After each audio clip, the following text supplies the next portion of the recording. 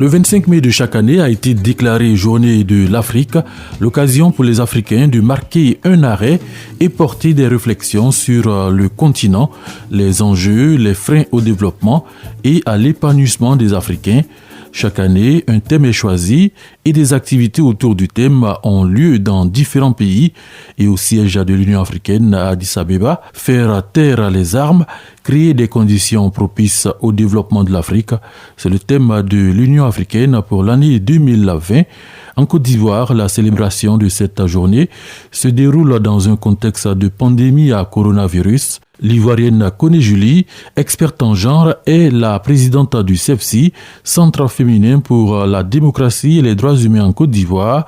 Koné Julie est également présidente du groupe sectoriel Femmes et Genre de l'ECOSOC, Conseil économique, social et culturel de l'Union africaine. Elle fait ici le constat d'une économie des pays africains fortement impactée par cette crise sanitaire. Le coronavirus aura certainement un impact négatif sur les efforts du continent.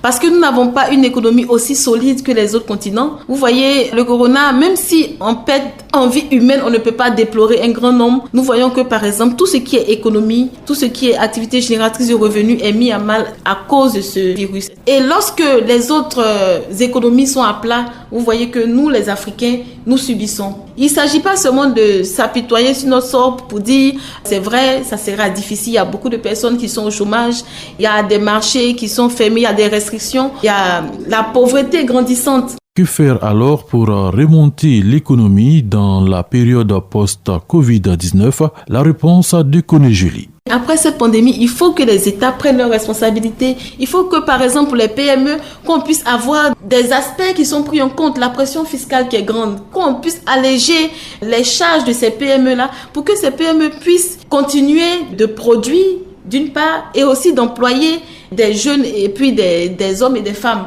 Parce que l'employabilité, tant que nous n'avons pas des entreprises sur lesquels nous pouvons compter, nous ne pouvons pas avoir des pays forts. Il faut que la richesse provienne de notre propre pays. Nous ne pouvons pas continuer, par exemple, d'importer du riz, par exemple, des produits de première nécessité. Si nous commençons à promouvoir déjà la production, par exemple, du riz en notre sein, si nous pouvons promouvoir une entreprise de jeunes qui essaie de produire du riz, et nous faisons en sorte d'alléger leurs charges pour que cette entreprise puisse prospérer, vous verrez que déjà, les personnes qui vont en bénéficier, il y aura beaucoup plus de personnes et ça va contribuer à la réduction de la pauvreté. En Afrique, on n'a pas besoin d'avoir des personnes très riches. On a besoin déjà de promouvoir ces réductions de pauvreté pour que une plus grande partie puisse accéder à des soins primaires, à une alimentation équilibrée. Pour Koné Julie, présidente du groupe sectoriel Femmes et Genre de l'ECOSOC, le Conseil économique, social et culturel de l'Union africaine, il faut garder espoir dans la période post-Covid-19.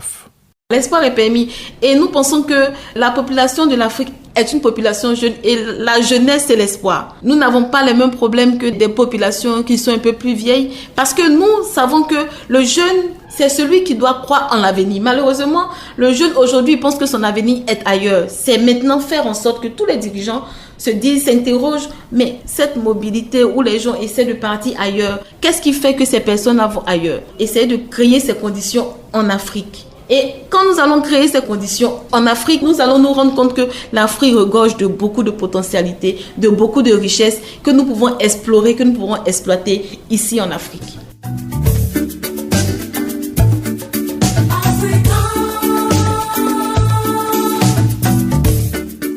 Voilà un message bien reçu. L'Afrique regorge de potentialités. Il suffit de puiser en elle-même pour assurer un développement durable.